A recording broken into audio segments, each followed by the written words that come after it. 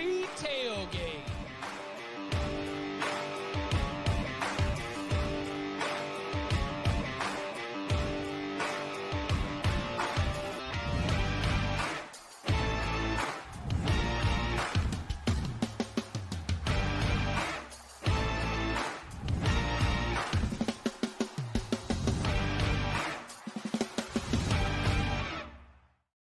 And welcome back to the Cover 3 podcast here on CBS Sports. That's Tom Fornelli. That's Bud Elliott. That's Danny Cannell. I'm Chip Patterson coming to you live at youtube.com/cover3 and everywhere you get your podcasts on demand. Thanks for hanging out. Smash that subscribe, smash that like, and come and join us in the chat, a.k.a. the Cover 3 tailgate. Where? You want to talk? Tom, do you want to talk? Did you just get pulled out? Oh. What's going on, Tom? What's going on? The tailgate liked it. Did y'all like it? I missed it. I was looking up something real quick. We have little car issues going on here, so I was actually responding to a text. I missed he pulled himself out, they said. Okay. Yeah, Okay. I think he pulled himself out. Hello. There we go. Oh, that's messed up. Sorry, my headphones weren't working. I had to switch them out real That's so quick. I messed couldn't up. hear anything. So for What's up, those of guys? you listening to this, Jesus Christ. head on over to youtube.com/cover3 at least when you get a chance, at least to check out this high quality fashion statement by Tom Fornelli right now. Oh, what, this? I mean, is I've that had this shirt for years. is that a Basquiat? I mean, is that like a This is from Homefield's newest art? line. It's their new BC line. They send it to me for free because I'm such a huge Boston College fan and always have been. Lifelong. lifelong? Is Since it Doug Flutie, pretty much. is it washable so you could write Memphis on there and write SMU on there and just Oh, keep don't going worry. all season long? These white t-shirts come in packs of 6. I've got plenty left for the season. So you're talking about like the NFL ones where they keep putting the quarterback, they cross the name out and put the next one all the way down. So among the things that we are discussing today, yes, is what is the path forward, not just for Florida State, but 10 power conference teams lost in week 1. We want to see which one of these teams we feel like has a path back to not letting a week 1 loss, doom their first month, their first half of the season or the season as a whole. We did a little bit of rankings talk in the midst of the 2:00 p.m. Eastern time CBS Sports Network show on Tuesday. Now, maybe just a quick little mention on that. Bud's allegation of some really bad calls does end up getting confirmed. And of course, it is Wednesday. It's a big game breakdown. We did Texas and Michigan. We did Colorado and Nebraska on that Tuesday show. Today, we will be turning our attention to Iowa State at Iowa, the Cyhawk, Tennessee, NC State, and then maybe a little mid-game breakdown segment where we'll get a look at some of the other action that has our attention. But I want to begin with that first, opening. Hold on. Danny, kudos to you, by the way. You are on television eating a red Solo cup, like on actual television. Wait, Yeah, what? somebody had to do it. You did what others would not. Yeah, Okay? we gotta break the curse. Like we gotta live up to our bets. That's what's happening. There's been ate a cup? complete mind No. shift. He ate a snack out of a red Solo cup. Oh, okay. I thought he snack. ate the cup for a second. I was like, whoa. This is Danny. This is you doing what you need to do right here. So Anything, whatever it takes. Before we get into the full question. So Jerry in the tailgate says, once we get the trash talk out of the way, I think Tom's handled that well. What does FSU do? Jerry says, I'd start playing and developing guys with more than 1 year of eligibility, so I don't have to rely so heavily on the portal. Danny, what does FSU do? So I happened to check this morning Florida State's updated win total. Have you guys looked into this yet? No, I'm glad I haven't. Can I guess? It's going to be what, like 5.5 juice over? No way. 7.5. No, like mathematically, it doesn't make sense. I don't think. It was 5.5, but I'm double checking because I think it was juiced under. Juice under. Okay. Yeah. Let me double check. I thought they were lost 2 two against games. Okay, Memphis. no, you're right. supposed to win. Over juiced over, minus 134 Okay, all right. over. Yeah, juiced over. Yep. 5.5. I think you try to salvage the season for a couple weeks and then you wait and see what happens. Like when you get, let me look at the schedule. Because I mean, you got it like Memphis, you do have time off. You've got time to catch a breath. If you want excuses, you've played 2 teams. First time you saw them after a long season, they've had all offseason to prep for you. You've got a lot of new guys, new continuity coming together. You were caught off guard. Those sound exactly like what they are, though. They're excuses. I mean, these teams looked better. We've said that multiple times. They looked better. But I do think you still go out there and you try to get a couple wins in a row if you can. See if you can catch some momentum. A lot of people pointed out to me the year of 1989. I posted it after the loss to Georgia Tech because they lost to Southern Miss and won Brett Favre in 89. The following week, they lost to Clemson. And then, so they started off 0-2, ran the table, ended up finishing in the top 5, maybe. I think it was top 5. That was a different era, though. Like, that's what concerns me. Like, those guys were in it. They were ride or dies that were going to Florida State because they loved the school. They wanted to try to win championships there, not because they were going to secure the bag. You know, that's what concerns me. And I've had this conversation a lot about certain programs that are utilizing the portal as heavily as Florida State does. What happens when things go south? Like when you face adversity. I mean, shoot, I said it last year about Colorado. Right. I think it's the same issue when you've got a lot of guys who are in there just for a year to try to win. What happens when it doesn't work out the way you thought it would? I think this would be the biggest challenge of Mike Norvell's tenure at Florida State, even more so than losing to Jacksonville State, even more so than, you know, getting beat by Miami the COVID year. Like, this will be his biggest challenge this year, just what he's looking at. Oh, sorry. Wait, did I freeze or did Danny freeze? No, you froze. I was so. But looking like a Florida State defensive tackle with a running back coming right at him. Well, I mean, listen, Bud. You said yesterday on the CBS Sports Network show, you got to figure out who wants to play. I mean, that's I don't think they have very good, you know, player leadership on this team, right? Like I think the talent drop off is not near what the leadership drop off was. I mean, this is where you miss Jordan Travis Jared verse. Yeah, I think so. I think some of the guys that you had to pay up to keep in the portal are not good leaders, but you had no other choice but to keep them because the talent drop off from them to the next guy was pretty significant, right? And that's because you have not been a very good high school recruiting team.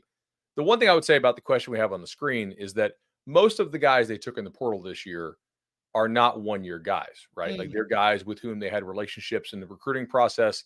They liked, you know, maybe they liked what they saw on some of their practice film. You know, Jalen Brown is a redshirt freshman, right? You know, Ferguson is a 2-year guy. Jacob Rizzi, the backup center, you know, it is a 2-year guy. Like a lot of these guys they took are multi-year guys. So you're not just going to throw out a bunch of guys, you know, who you took in the portal who, you know, have multiple years left. Obviously, you know, DJ would be the one to have the conversation with. And I don't know if you want to use the term throw away, but like he is not playing like he is practicing. There's something going on there. You know, if you look at this, I mean, Pete Thamel has multiple NFL scouts telling this is the best defensive line in the country. You know, Saban goes on game day and the guy won 1 million national titles and say, that's what a top 5 roster is supposed to look like. Right. You know, Mike Norvell, like clearly really underestimated what this team was going to be. There is some kind of disconnect when the lights come on. Not that I think that it will get fixed. I'm not really sure it does, but they are not playing in games like they practice. Like in practice, DJ has been better than Brock. In games, clearly not, like terrible. So, you know, we'll see how that changes it up. I'm curious to see if they get Byers back, the right tackle, because he actually had a pretty nice game against Georgia Tech, and they're having to run Rob Scott out there, who is, you know, a cool guy, but like, dude, I mean, just all the injuries he's had, he's kind of cooked as a player, and that was pretty obvious against BC. We'll see. I don't know, man. Like, I don't know if these guys care about playing that much this year, and I do think that, you know, every college football team is year to year now. You know, TCU playing in the national title to missing a bowl game, right? Washington will miss a bowl game this year after playing for the national title. It seems like a very year-to-year sport. All right, so fair to say, Florida State's down bad. Agree. No other way to put that. The Memphis line is interesting. Like What is it? It's 2. It's clearly wrong though. The question is in what direction, right? Because Memphis is probably on a power rating standpoint like I don't know, somewhere between like a 0 and a 4, right? With like 0 being like an average college football team. So Memphis is better than like the worst G5 or worst P5 teams, but they're not better than like the average P5 team. This is pricing Florida State as basically equal to Memphis, factoring in some home, right? And they only have like a 50,000 seat stadium this year because of the construction going on. That's wrong. Either Florida State bounces back and they play as like a 10 or a 12, or they come out and don't give a damn and they play as like a -7, right? Like I don't think there's really a way that Florida State plays like a 0 or a 1. And Like for from like a power those rating who standpoint, this is right. wrong a touchdown in either direction. And We for just have to those figure out who what it's aren't gonna be. familiar with that language, a -7 is like the worst team in a power conference. A -7 is Yeah, like a right. mid-tier American Athletic Conference team. Correct. Yeah. Yeah. That's bananas. So 10 power conference teams all took losses, and I would say they are down bad. Varying degrees of down bad, but Clemson, Stanford, Virginia Tech, Florida State, Houston, West Virginia, Minnesota, Florida, LSU, and Texas A&M all have not recorded a win in this single as we head into week 2 of the 2024 season. Tom, of those 10 teams, who do you have the most confidence in, sort of big picture? Like who do you think is going to be able to shake this off and finish the year somewhere close to where they hope to start? Man, 40% of them are in the same conference. I know. Hey, The on one- the other hand, you know what? Someone jumped into your mentions on that because you came out with the double-digit losses. Like all the double-digit favorites who have lost outright are in the ACC. Florida State counts for 2 of them. Someone jumped in and said, I'll tell you what I see. There have only been 3 double-digit upsets, and 2 of them are in the ACC. Hey now, True. giant True. killers. True. It is the League of Giant Killers. But there's been 3. Well, Georgia Tech and BC. Georgia were Tech and responsible BC. for 2 of them. Yeah. The teams who are responsible for winning outright as a double-digit underdog are Georgia Tech, BC, and Vanderbilt. Honestly, the team I feel best about, Clemson still. Like they looked terrible in that game, but they were playing Georgia. And if you look at like a lot of the underlying metrics, Georgia was not nearly as dominant in that game as it seemed on the scoreboard. They had a ton of explosive plays. I do think Clemson kind of let go of the rope late. So I look at that team, I look at the talent on the roster, and I look at what's left on the schedule. I still think Clemson's going to be mostly fine. I don't think they're going to win a national title, but I didn't think that before the season started. I still think they can win the ACC. I would have Miami ahead of them now based on what I saw, but at the same time, are we kind of overrating Miami because they beat Florida? Because Florida might just suck. So we don't know that yet. So I still think Clemson's got a realistic shot of winning that league. So I'm not that concerned. I'm going to choose LSU. I thought USC played really well in that game. Anthony Lucas played his butt off. You know, they're like not scoring in the red zone a couple times from winning that game and maybe winning it comfortably. So I think LSU is probably fine. When I look at the rest of LSU's schedule, I had it pulled up and now I don't have it pulled up. Where'd it go? Okay, there we go. I mean, South Carolina looks way worse than expected. UCLA looks way worse than expected. South Alabama, ditto. You host Ole Miss. You go to Arkansas. We'll see what Arkansas is. Texas A&M, again, offensively looks about as bad as they could possibly be. Florida looks terrible. You know, Alabama in Death Valley, like we'll see what they are. I will say West Kentucky had guys open against Alabama. The quarterbacks just didn't see it. And Bama's playing a true freshman and 2 redshirt freshmen in the secondary. So maybe they get that tightened up or maybe they don't. Some team will hit that if they don't tighten it up. Vanderbilt in Death Valley and then Oklahoma in Death Valley, which, you probably feel pretty good about. So I'm going to go with LSU as my team that is most likely to bounce back because I still think they're going to be favored in almost all their games and should be based on the way they played. I thought USC just played a very good game. Was Virginia Tech an option? Yes. Assuming Kyron Drones, the injury stuff, that was cramping, it looked like. But then I saw Brent Pry say something about he was petitioning to go back in. I wouldn't let him, which was kind of weird. Assuming he's healthy, similar mindset. Like the schedule is where they can get back on track. It did feel like the perfect storm. Vanderbilt had all these new looks, new quarterback they hadn't seen, put up some points quick. They did claw their way back in the game. Who knows what happens if Kyron Drones gets 2 snaps instead of Colin Schlee. Maybe they can tie it up. They still lost. But as bad as it feels, I think it just was a slow start. A sleepy 12:45 kickoff. Like I still feel pretty good about Virginia Tech. I mean, they outscored them 24-10 in the third and fourth quarter. Are their coordinators any good? Are Virginia Tech's coordinators any good? That is Like they're not scheming guys open. I thought that for Jerome, I mean, some of these guys get open because they have decent players, and I think they have. Because Ollie Jennings is a really talented player. Yeah, I mean, if you swap coaching staffs, that's a blowout, right? At least based on how they played it. Maybe I thought Vanderbilt's coaching staff was just way better than Vatek's in that game. Definitely a better general manager. Definitely a better general manager. That is without a doubt. I thought that it is important in these games to also lay the responsibility. It is the coaching staff's job to get you ready to go. I mean, Vanderbilt wins the coaching battle because the Commodores came shot out of a cannon and Virginia Tech was like shell shocked.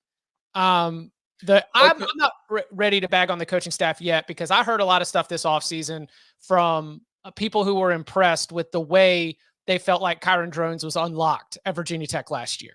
So I'll give it a couple games before I'm ready to go all in on saying that Virginia Tech has a coaching staff that is holding them back. I think I'm out on them. Like they had so much returning production. There's not new pieces on this team this year. If you're not ready to go when the rest of the sport is breaking in a ton of new players, when are you going to be ready to go?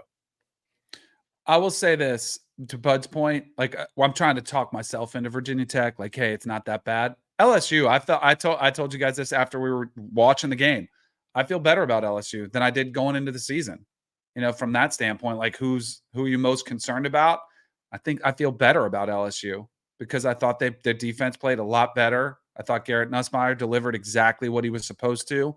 He lived up to the expectations, which is really hard to do. So yeah, I'd say the answer of like who do you feel best about is LSU.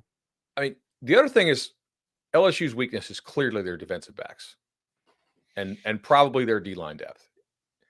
Let's assume they stay healthy on the D-line. Okay. But the DBs are still going to be what they are. Who on this schedule is exploiting that? Oklahoma and Alabama. And Ole Miss. Yeah, yes, and Ole Miss. Certainly Ole Miss. Mm-hmm. So if you beat the teams that cannot throw the football on you, and you can go 1-2 in the other, you're 9-3. Yeah. That's not a panic season. I mean, now you probably will look back and say, damn it, like we're a little more aggressiveness in the portal away from having another decent defensive back. And maybe we don't lose 3 games out of the 4 teams on our schedule that can actually throw the football. But if you go 9-3, and then let's say you win your bowl game, whoever you're playing at that point, some second-tier Big Ten team in Florida on New Year's Day, then you've gone 10-4, 10-3, and 10-3 under Brian Kelly, and you haven't reached a playoff yet. Is that what you hired Brian Kelly to do? I don't think they're going to be happy with a 9-3 regular season. No, but it's not a disaster. No, it feels like a disaster to be 3 years in and not get anything that you want. I don't think if you're an AD, like ADs think about this differently. Like some fans would be pretty pissed about that. If you're an AD, you're making a lot of money, man. And like people are still renewing their season tickets if you go 9-3. Like people aren't be like, nah, I'm good at 9-3. At 5-7, then you got problems. Like that's why Kelly's a great hire if you're an AD, because culturally wise, though, like I know why they fired Ed, but I feel like they're culture-wise, there'd be more buy-in to Ed from the fan base than there will be from the Irish guy from New England. Nah, but I agree with Go Black, who chimed in. Go Black 45. I think that's the majority of the fans there feel like this was a year you had to replace Jaden Daniels, 2 first-round receivers. Like I think this was 9-3. I think they're kind of like, okay, we can build on that. This is where I think like Nuss has another year, right? Yeah. You think Nuss is going to stay? In today's economy, have like all 5 offensive linemen gone, and 3 of them are draft picks. Yeah, if Nuss I plays think well, Nuss he's would be going an to the idiot pros. to stay if he plays Yeah. well. And next year's quarterback draft is way better talent-wise than this one. Mhm. Like if Yeah, I'm if he- Nuss and I keep playing well, I'm going to go in front of Shador. I might go in front of Carson Beck, right? Like a lot of those NFL draft guys are like, oh, damn, this kid can play. Next year, you got a lot of dudes who have some real juice to them who could be there, like that you got to fight against, and you're going to have way worse pass protection, I'm guessing. Do you have Nuss? I think Nuss is do gone. you have Nuss as number 1 overall or just first quarterback? Number 1 overall. We might I'm have not there, but we might have a. No, I'm not either, but I think it the could chances are happen, better than yeah. Hey, but if you keep 55 to saying 1. it enough, if Right. you keep saying it enough, Exactly. you end up cashing. There are some teams in this list that where it is bad. And my answer is LSU. By the way, I thought LSU lost a game where they got inside the 15-yard line 3 times and came away with 6 points. And I think USC is a top 5 team in the Big Ten. So I'm not panicking there. I am panicking if I'm Texas A&M. You've got injuries along the offensive line and a quarterback who does not look anywhere close to being ready to live up to expectations. Florida is obviously a dumpster fire. Not sure where the Minnesota expectations were, but I don't know. It doesn't look like this is it. If you want to make a bowl, you probably had to have the UNC game. Yes. It's important for them, yeah. West Virginia is going to be difficult. We're not really going to know until they get into conference play in the, coin flip, the 7 coin flip games that they're going to be in. Are they going to have the regression after winning all the coin flip games? They're going to end up losing them possibly, but I don't think West Virginia fans are panicking that Penn State came in and pushed you around. I moved their rating down 0 points. Yes. Yeah. Okay. I did not think that they were a true top 30 quality team. I thought they were somewhere between that 30 and 45 range. But athletically, they don't really match up with what a Penn State does. There's no reason to think they do. They don't out-recruit them at all close, and they don't out-portal them. So I didn't dock West Virginia at all. It's funny because there's going to be West Virginia fans who hear you say that and they're going to be like, oh, phew, okay, thank God. But what they don't realize is we just didn't have them rated that highly to begin with. Yeah, they just don't have special players. They have some nice players. I think they're really well coached. I think Neil Brown knows what he's doing. That's a hard place to win, man. Yeah. It seems devastating at Houston. I don't know where the up is. Yeah, they were quarterback and coach were some choice words on the sidelines a couple times that the broadcast caught. I was like, oh, okay.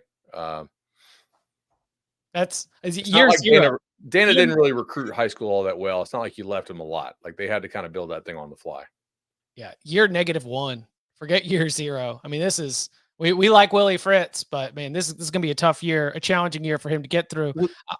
Was that his first year when he went 2-10 at Tulane, or was it like it was before the year they flipped it and went 11-2? It was the middle year. They were the hurricane year. Yeah, right. They were good. They got displaced, and then they came back and had the breakthrough. The Tulane University of Birmingham. Yeah. Yeah. Mm-hmm. For Florida State, we have dissected that enough.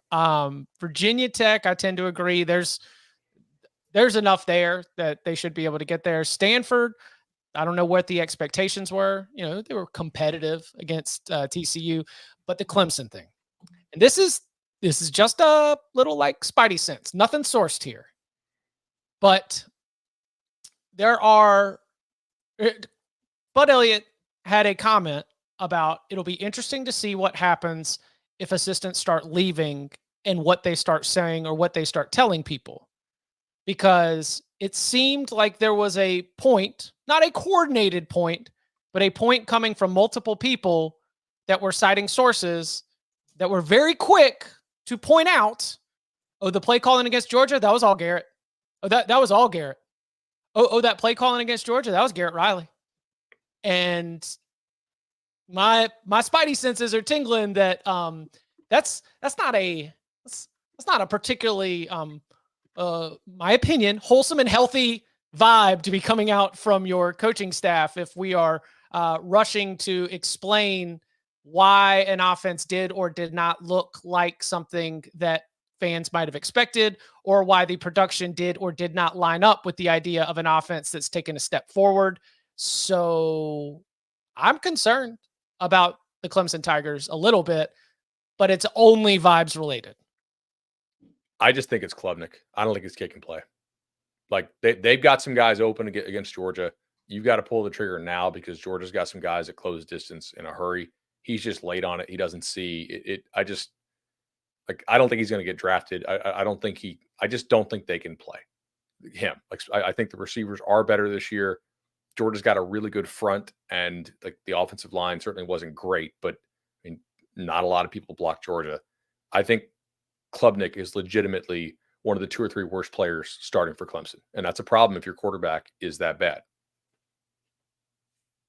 He's going to be. I went playing back for and Florida watched like State every next snap year. and all the passes on Ultimate. It's bad, dude. Like, I Yeah, can't see it. he's not good. He takes way too long, and he doesn't. I'm so happy with the way that I landed my my Klubnik column then, because my thesis was everything is there. Everyone says he's great in practice. The only one who can unlock Cade Klubnik is Cade Klubnik. That like no amount of Garrett Riley or healthy wide receivers or new offensive line coach is going to be the one to put this all together. It's got to be on him. And I probably am not going to write about Cade Klubnik again. Got it out of the way. Ka-kunk. And we can keep it moving after that. Good point by Dogwood Maple in the chat. How Brandon Streeter, who used to be the quarterback coach at Clemson, is now at Georgia.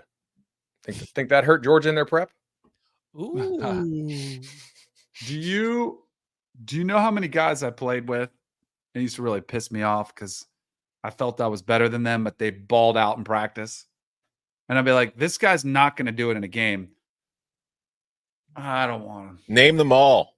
No, I don't want to. Hey, No. Do it.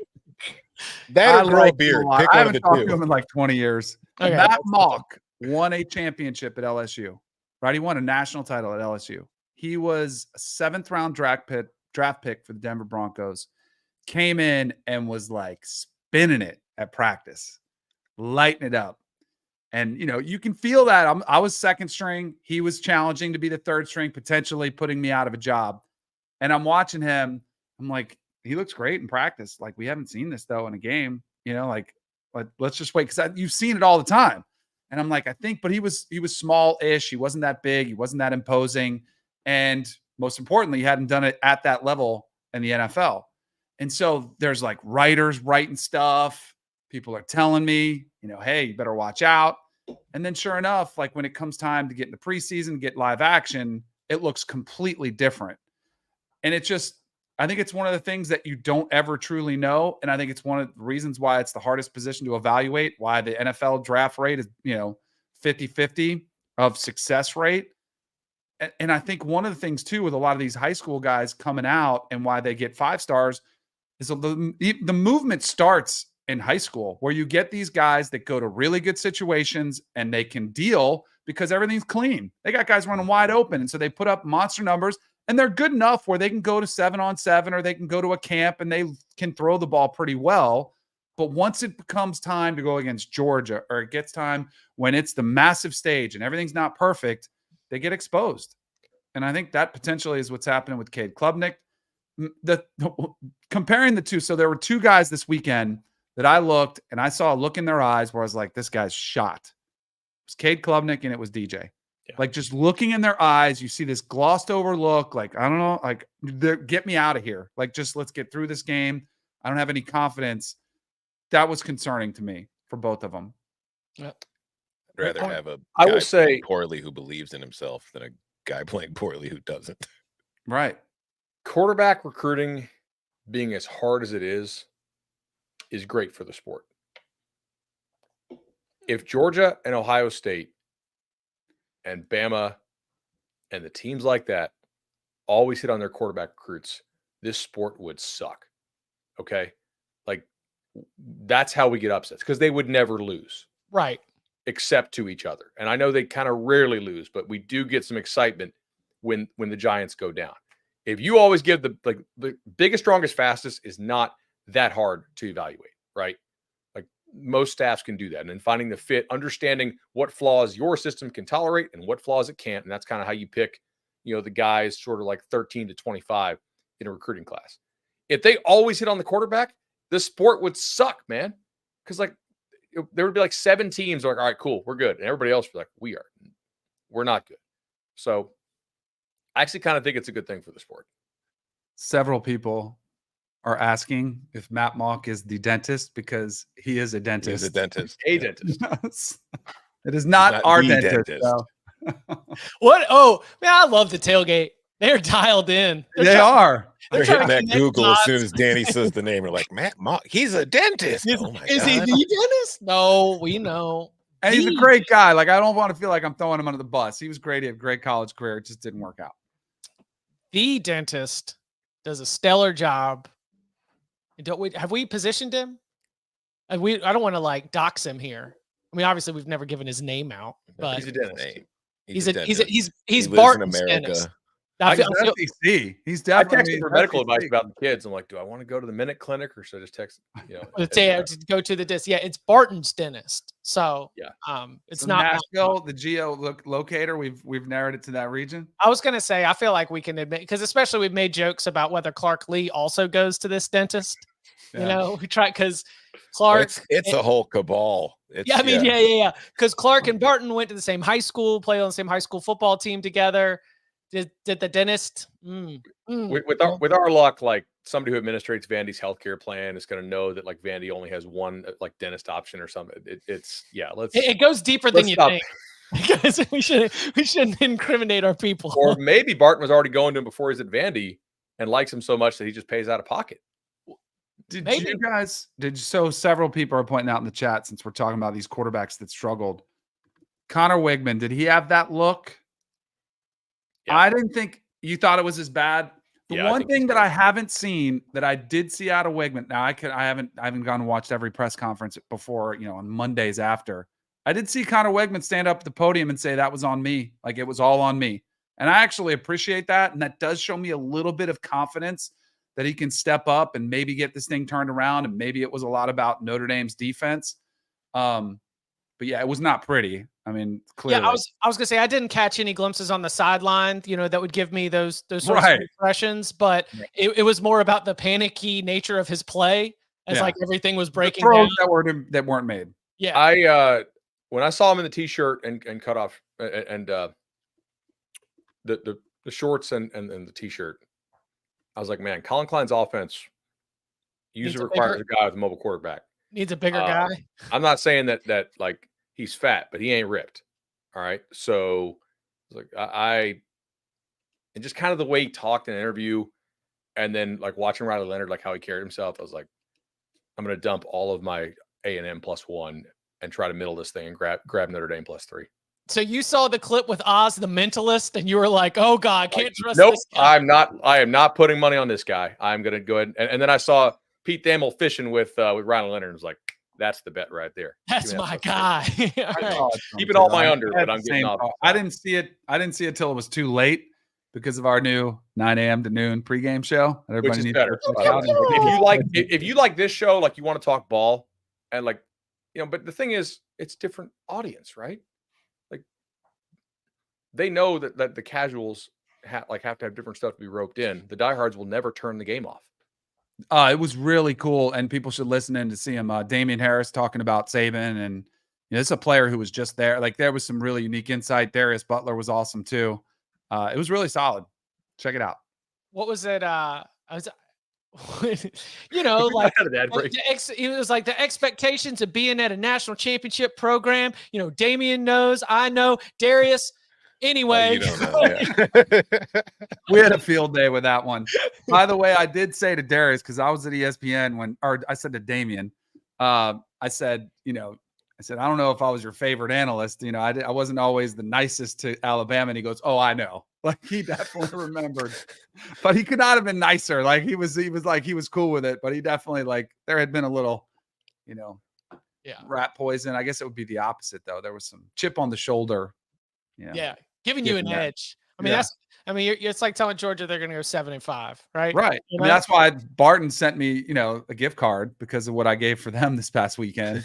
Picking Tech. I mean, they rolled that up there on the pregame speech. They rolled that up there. Let's go. All right. Coming up on the other side, it is Wednesday. That means we got to break it down. We'll be taking a deep dive into Iowa at Iowa State and Tennessee and NC State showdown in the Dukes Mayo Classic. All that and more next.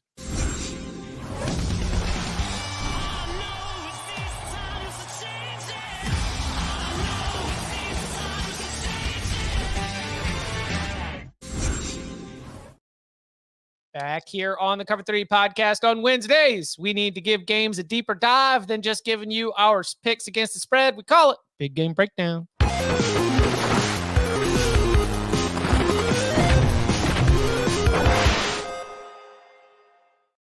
We begin at 3:30 p.m. Eastern time when it's going to be Iowa State at Iowa. Kinnick Stadium for the latest in the Cy-Hawk Trophy. There are a lot of gambling angles to tackle about this as we are seeing yet another unders in the 30s for this rivalry. Lots to get into about Iowa as well, but I want to be a sort of open floor here because I don't want to throw anybody on the spot, but like, did we learn anything about Iowa State in the opener against North Dakota? And if not, what's our read on Iowa State? We've spent so much time talking about Iowa that when I was thinking about the discussion of this game, I thought, we have not really given the Cyclones a hard look. I mean, Danny, we say we like Rocco Becht. That's true. We do like Rocco Becht. But in terms of the Cyclones' ability to compete against an Iowa team that we have had kept very close eyes on through the quarterback competition, the redone offense, the Tim Lester era, 3 touchdowns by wide receivers, yada, yada, yada. I mean, what do we think? What do we know, or what do we think about Ohio State, Danny? Iowa State? Yeah. Thing that concerns me is they weren't able to run the football against North Dakota. That is something that is concerning.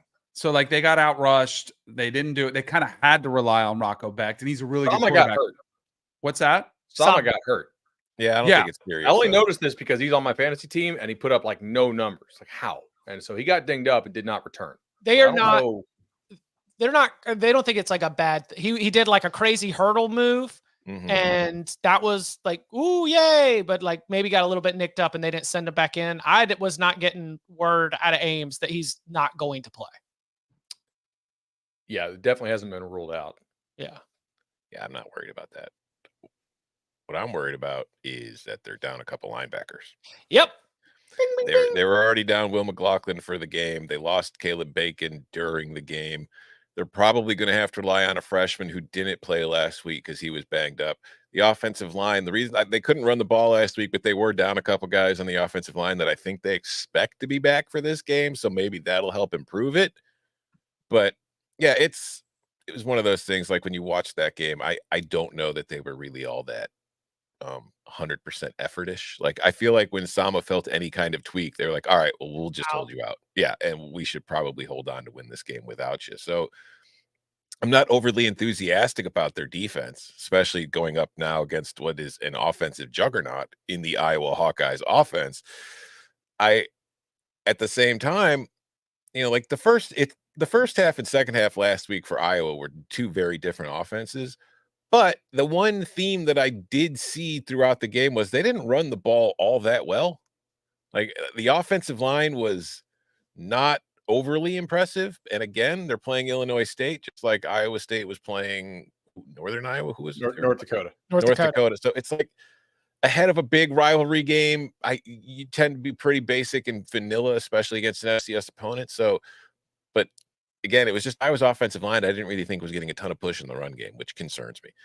But they've got Cade McNamara and his golden rifle and all those stellar wide receivers and tight ends to just rocket that ball all over the field. So it's going to be an interesting matchup. I think we are going to learn far more about both of these teams on Saturday than we saw in week 1. What I'm hearing is just 2 aerial attacks going at each other. It might be Rocco Becht versus Cade McNamara airing it out.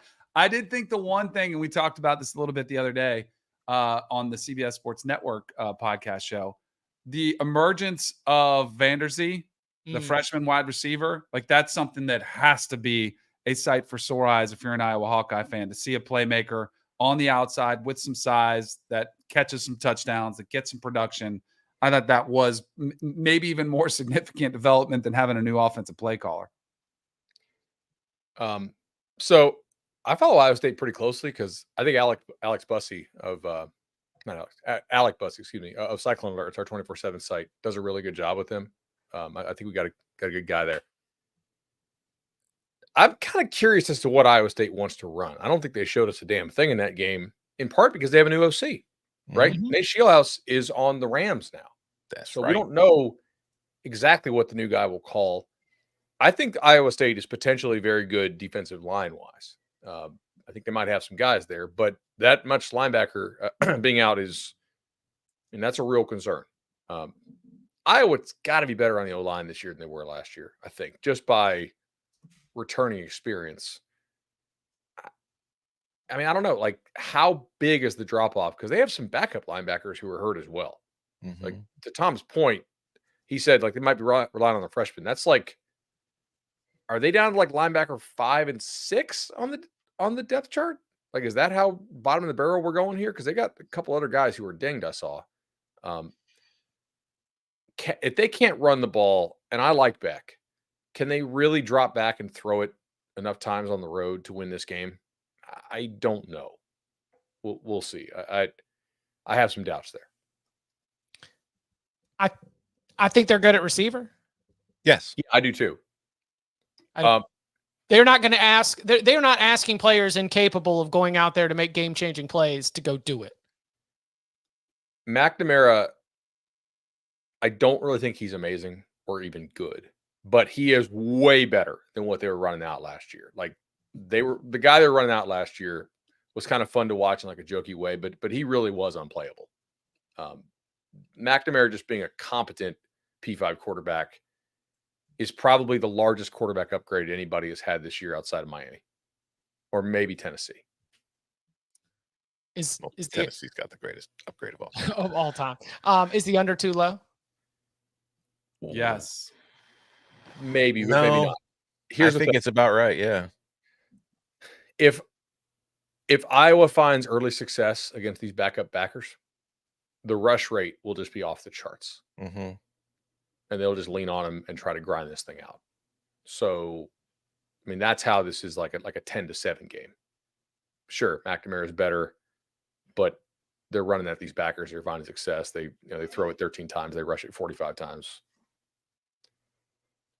I don't think you would do that. You got to keep it going.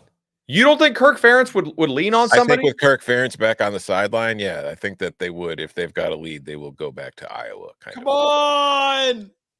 Don't put it back. Don't put it back in the bottle.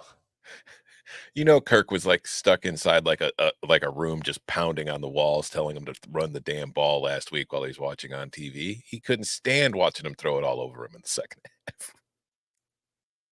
Like, Did you? This is an NFL total, though. Like, It's It worse. really is. worse. I mean, yeah. I predicted in my column this week in my 3 hot takes section that I was going to score 30 points a game. So by that logic, if the total's at 35.5, we've got a 30-3 final score here. So What was the record they keep beating? Was it 30? Did they ever? What was, because they set like 3 records last year, 4 records for the lowest totals in the game.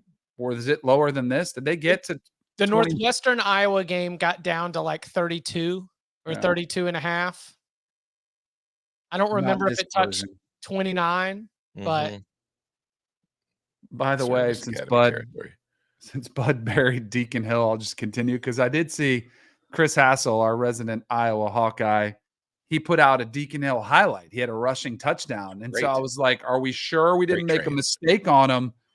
And then I looked up his stat line just now. Oh, it's terrible. Was 11 of 23 for 104. But he had that 1 touchdown run. Oh, stop it, Ryan, in the chat. That's messed up. That's your new quarterback. DJ, you replaced FSU. That's just a low blow. all right. Change of subject. I'm being hoisted by my own petard here because this damn t-shirt is like a nightgown and it is driving me insane. It's freaking huge. You deserve it. In the nightcap or in the night window, you'll have Colorado, Nebraska going on at the same time as Tennessee and NC State. We didn't spend a lot of time talking about the Wolfpack and that the opener against Western Carolina, though clearly a lot that you would want to have go differently in terms of the way that you start for Tennessee. The start was incredible. Yeah. Tom, where do you think this one's decided? Does NC State have enough to score, like to keep up with Tennessee? Because I know it was against Chattanooga. All right. And that is going to be the thing you throw back when we talk about what Tennessee did last week on offense.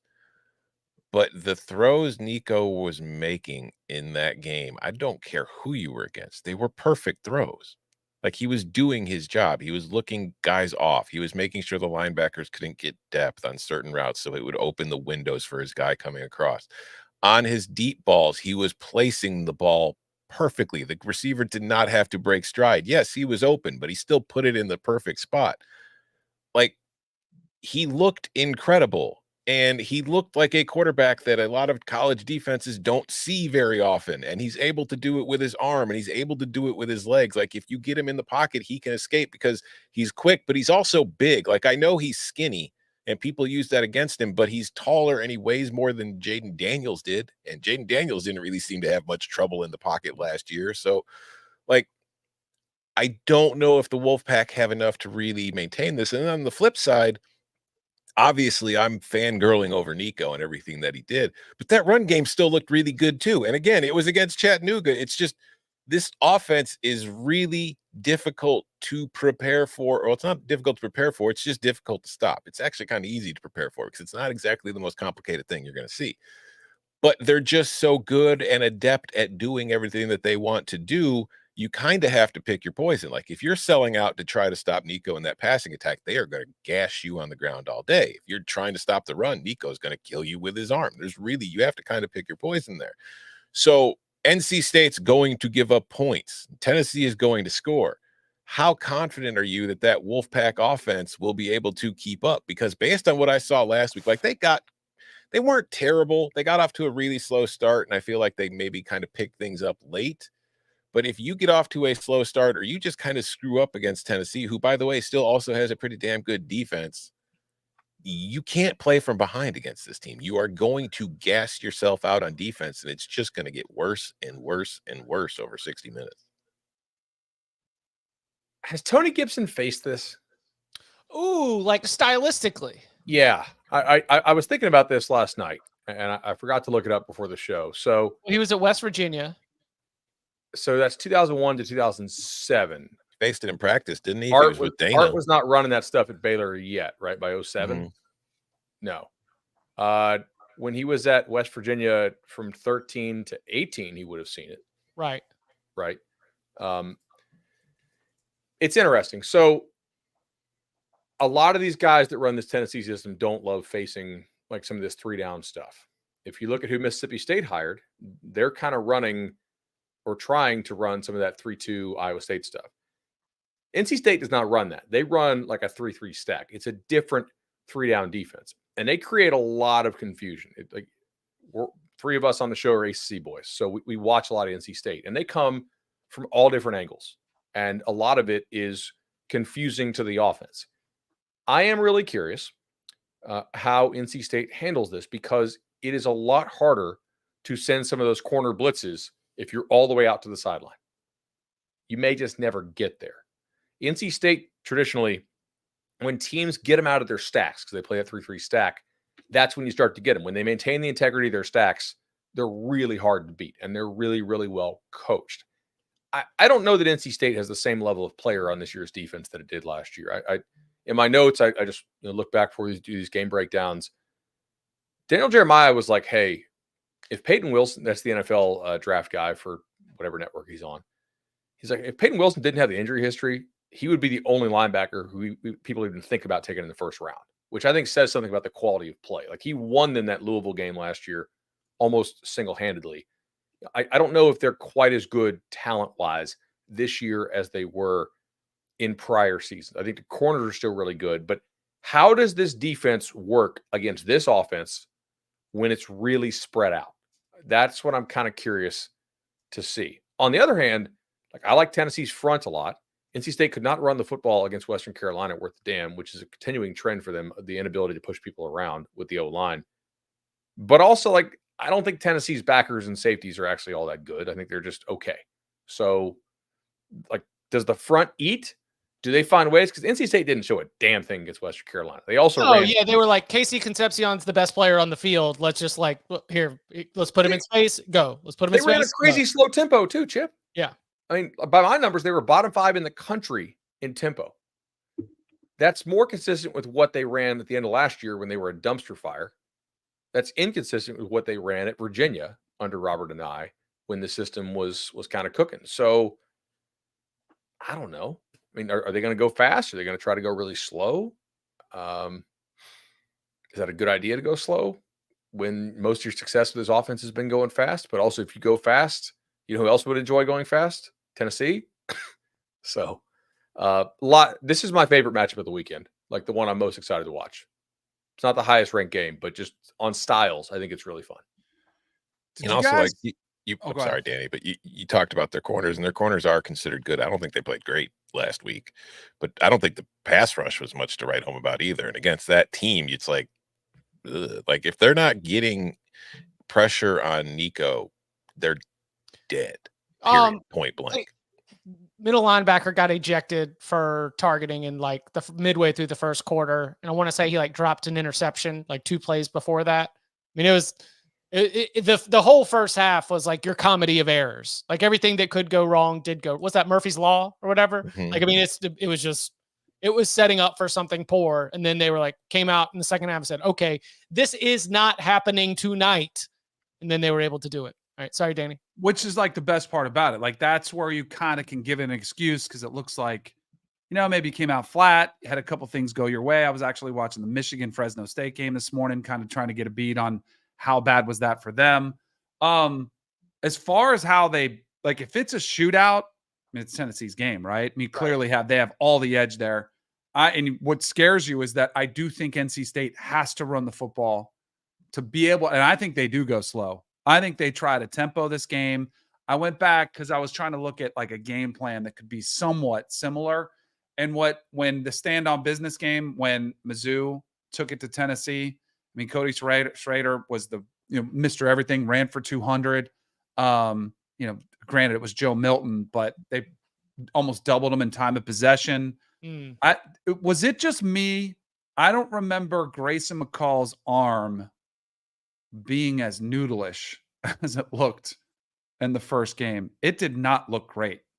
He's never been a deep ball arm talent passer. He won't play in the league. No, I know that. It just looked I don't think he's going to make a roster. I don't think he can throw well enough to be a practice squad guy. Right. As far as like just arm strength, it's lollipopish. Yeah, that was I thought was a little bit concerning for what I saw. And now some of that too, like it can get exposed even worse if you're not that confident in where you're throwing the football in a new system. Like with new players around you, trusting that anticipation. And is that going to get better against Tennessee? I don't think so. That's why I think if NC State wants to hang in this game, they've got to be able to run the football. All right. So Tony Gibson against the Baylor offense. When did Bryles leave? 13. That was his last year? No, it was later. Because I feel like the 16? scandal was the summer of 16. 2015 is the last year. 2015, Right. yeah. Okay. So here we go. So Gibson was at West Virginia as their DC or co-DC 13. So we'll have 4 games here. 13, 14, and 15. So 3. I can do some math, maybe. All right. 2013, Baylor scored 73. Okay. 2014, they scored 27. 2015, they scored 62. So that's an average. So he's due for 27, okay? Yes, right? they're due for 27. Black, red. Can NC State score 28? I'm trying to remember, like, they faced USF, but that was not when USF was running this. I'm trying to think, like, who else has run? They didn't face UCF back when Heupel was running it. I don't think they ever played Missouri when he was there. They would have faced it a little bit they would have faced it when he was at NC State. And Dino brought it to Syracuse those first couple years, right? Did they overlap? I don't know. This is kind of fun. Sorry to do this on the air. So Dino Babers was at Cuse 16 to 23. So like the first couple years that Tony was at NC State. So 2019, by 20, Cuse was running different stuff, right? Yeah, I was going to say, they didn't go total Baylor offense for all of Dino's run. Yeah, so like just the 2019 NC State Cuse game, it was 16-10. NC State got 8 sacks. That was the year Cuse had no offensive line. Tommy DeVito just got destroyed. Okay. So what we've learned is we have no idea what to make of any of this today. So in conclusion, They're going to score 27 or they're going to score 73, 73. and we really don't know which one. this is what you come for on the Cover 3 podcast. Coming up on the other side, there are some games that I at least want to get a word on before we jump into our locks pod. It's a little bit of a mid-game breakdown where we're going to see if there's a return to form for the Oregon Ducks, as well as, Oklahoma State, Arkansas. Interesting game. Get into all that and more next. Today, with the support of the NFL, a new playbook is being written. The National Gay Flag Football League provides inclusive play for over 4,000 LGBTQ plus players and allies. Here is a home with no penalty for being you.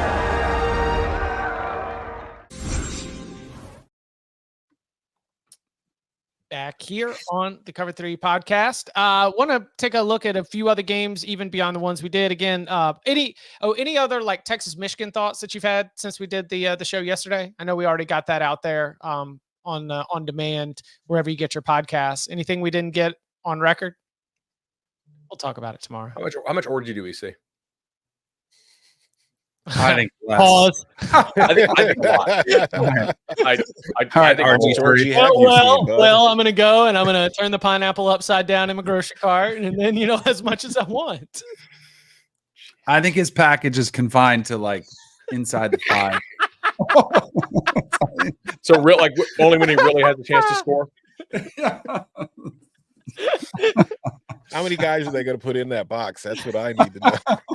I mean, if they stuff the box, top's got to come off, right? Like, Look, we have 3 years to get ready for Booby Feaster to be a college football player. Okay, so we have 3 years to work on our maturity before Booby Feaster is in our worlds. This is why, like, the only podcast ahead of us are Big Cat, and then the one that gets the download from the Swifties. Like this. Yeah, which one of us is going to date like a celebrity to help boost our ratings in the game? Have you talked to Big Cat about this? Because like, they could do the best damn show in the world, and as long as all the Swifties listen to New Heights, everybody's fighting for second, right? They have been trying to get Hank to date a celebrity for a while now. Okay, yes. all right. They're on to it. I saw a Big Cat on Spotlight. Yeah. How long and Pete hooked him up, got him on there on CBS Sports Network. Okay, so we'll get more on Texas Michigan there. Here we go. Arkansas was impressive, right? Taylor Green, Bobby Petrino. Oklahoma State was pretty impressive. Am I off to be much more interested in that game than I might have been 3 weeks ago? I don't think you are. Okay. Has your view changed of Arkansas in a way where you feel like the Razorbacks are going to be more competitive than you might have thought 3 weeks ago? No, but I thought making the offense coordinator change was materially important. Sure. I mean, we didn't second guess that last year. We first guessed that hire they made last year. Like, this is a really bad decision. This will not work with the people they have. It's also just like not a guy that I think is a good coach.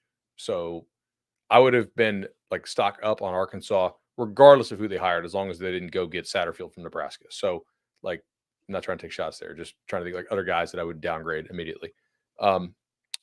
So yeah, I'm definitely stock up on Arkansas, but guys, Oak State looks good. Look, yes. That hurt everybody, and they're like they look how I was hoping Virginia Tech would look, and that is buttoned up. Everybody's running back.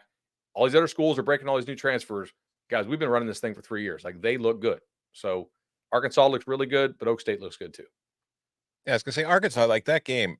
I like Taylor Green as a fun college quarterback, and a game against Arkansas Pine Bluff, I feel like, is the perfect Taylor Green opportunity for Taylor Green to just go do silly, ridiculous, stupid stuff. So like, he had an incredible game last week. They won 70-0, but beating Pine Bluff 70-0 is not really going to do enough to change my overall opinion of what the Razorbacks are likely to be in 2024. And I'm with Bud. I thought Oklahoma State looked like, I don't think the performance was as good as it could have been, but I also don't think they were, going full 100%, but they looked like a team that has played together. They look like a team that knows what they're trying to do, and they were just ready to go. My guy Dusty's on this call. He's fired Nice. up. Yeah. Go. I mean, he's like, of all the games, it's not that great a slate, right? I think he Right. feels like he got a pretty good one. He I'm also with you. loves Oklahoma State. What's that? He also loves Oklahoma State. He does. He actually does. Like, he likes Mike Gundy. Like, it's what it's like. They've pretty. And like this year, we were talking about it on the radio show. How he thinks Oklahoma State's big title contender. Yep. The Taylon Green thing is interesting because he can give you headaches in ways that a lot of quarterbacks can't, right? He is uber talented. He can run. I mean, watch him when he gets in the open field, his strides are like 5 yards each. Yeah. Yeah. Like long. Not on talent, on style. On build and just stride. look. It's a Vince Young stride. So that's the one thing that I look at and I'm like, okay, that could give him some problems. And I'll be curious to see, can they run Ollie Gordon as successfully as they, have throughout last year and through game 1 against Arkansas's defense. They're going to commit to it. That's for sure. Tom, what's the Kansas-Illinois vibe? It's a big game. It's a very big game. Sent you guys the tweet yesterday. It's a sellout. It's the first time they've sold out a home game since when, Chip? Come on. Is it the Penn State game? No, it was when Mitch Trubisky and the Tar Heels came to town and beat them by 25. And that's why it's so great that Chicago Bears fans everywhere said, that's our guy. Exactly. And that's why I'm a little worried, because the last 6 times Illinois has sold out a home game, they've lost. That's right. So when I saw that news, I was like, that's great. Oh, no. But I think overall it should be a pretty good game. I think that Illinois looked sharp. They gave you the kind of performance you want against an FCS team in which they just came out quick, made it clear they were far and away the better team, and we are going to win this game. And if you're an Illinois fan, a lot of times you've seen those games where that's not the case, where you're going into the second half and you're sitting there thinking, oh, crap, are we actually going to lose to this team? That was not the case. I think the offensive line looked great. Somehow Illinois found 2 tackles in the transfer portal, not just 1. And watching Kansas, they look like Kansas. And even with Kotelnicki gone, I still thought that was a good football team. I still think they're going to be able to run the ball, and it's going to be the question for Illinois, because Kansas absolutely gashed them on the ground last year. Can they stop that from happening? Can they force Jalen Daniels to be a passer? Because Brett Bielema even said in his press conference this week, he's like, you need to make him pass. Like, he's a great player, but you need to make him throw the ball. That's how you stop that team. So it should be a very interesting and a very big game for both teams as far as the goals that both have. So I think, we've got it in the mid-game breakdown, which I think is a bit disrespectful. I think it's a big game. I'm pretty excited to watch this. I think it's another kind of fun game that doesn't get the, lead off the show type of treatment that maybe it should because of the competitive vibes it's going to be. But both of these programs came out and looked the part in week 1. So you feel like, okay, it's similar to the Arkansas, Oklahoma State. Like, you feel pretty good. Both teams have good vibes. The backfield is deep. We knew about Neo Highshaw also is really good for Kansas. Like, and I think that's what Bielema was talking about. Like, you do have to try to make them one-dimensional. I actually talked to Lance Leipold this morning, and I was asking him about the approach in a game where you're supposed to win by 4 or 5 touchdowns. What do you do philosophically? Do you hold things back? Because I think we always make that assumption, and I think different guys have different approaches. And it was interesting because he said, I've always been one that tries to keep a couple plays back. Don't show them everything. And he said he went into Grimes, who replaced Kotelnicki, and he said, hey, let's make sure we don't run this or that. He gave him a couple plays, and Grimes said, well, no, I actually want to run it on, live so that we can coach it up. I thought it was interesting because it was kind of a different philosophy. He's like, I want to see the timing and rhythm, see if it works. And then you do put it on tape and they have to prepare for it, maybe have a little tweak off of it. So I thought it was interesting, just the philosophy and talking to him. And I do think there was a sigh of relief because remember I told you guys when we were doing our win totals, I was like, man, Jalen Daniels, I heard Lance Leipold sound a little bit nervous. I think there was a sense of relief that Jalen Daniels came out, played normal, made a great throw. Like, he was able to play, and it didn't seem like there were any issues. And I think that's a huge thing because the guy is a dynamic difference maker. So you got something, bud?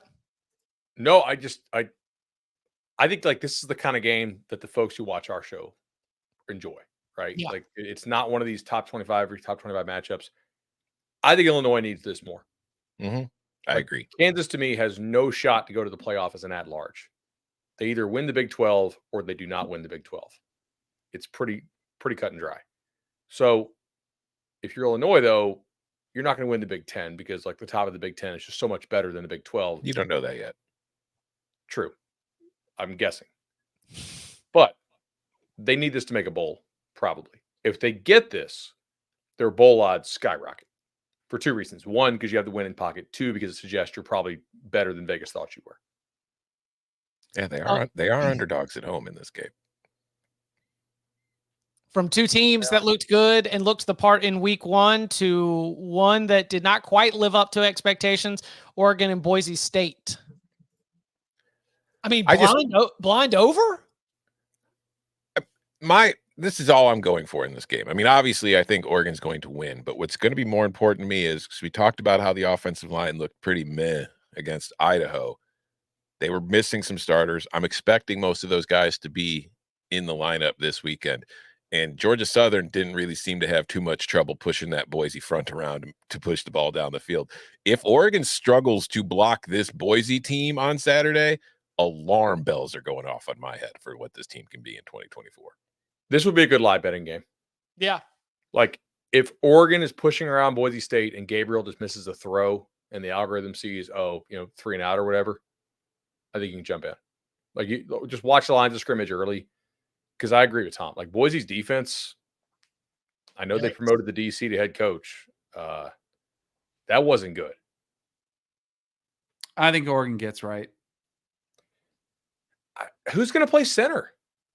I mean, like that, they're running the walk-on out there, and that was a problem because their right guard was out. They had to move their center over to right guard. The walk-on they had to play there was pretty poor. The right tackle, who has really high NFL draft grades, I felt like he was playing for Florida State now because he just played terrible relative to expectations. So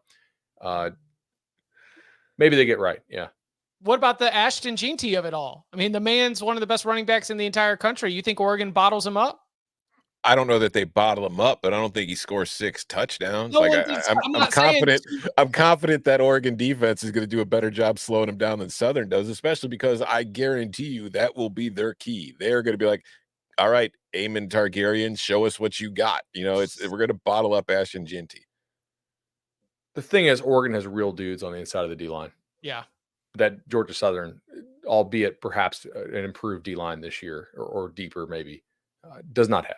So, like, Oregon paid real money for proven guys off Houston and off Michigan State who are real ass kickers on the inside. So, I think Jeanty will have a much tougher day.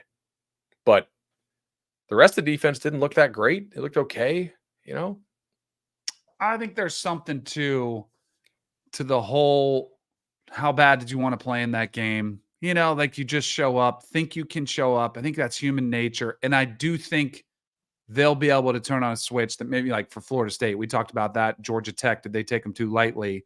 They couldn't flip that switch. They clearly aren't as good as we thought they were. I have a little bit more of a hunch. It might have been just a little less than stellar performance because they weren't as dialed in as they were, let's say, last year versus Colorado when Dan Lanning gives the epic speech before the game. They've dropped 4 spots in the poll. Like the defense, I think, coming out like their hair on fire. I think the offense will settle in. I just think this is a game where I think it's a get-right game for Oregon. We will see. And we'll see if there are any locks on this when we gather back together at 11 a.m. Eastern time on Thursday. And you can follow him on Twitter at Tom Fernelli. You can follow him at Bud Elliott3. You can follow him at Danny Cannell. You can follow me at Chip_Patterson. Gentlemen, thank you very much. Thank you. See ya.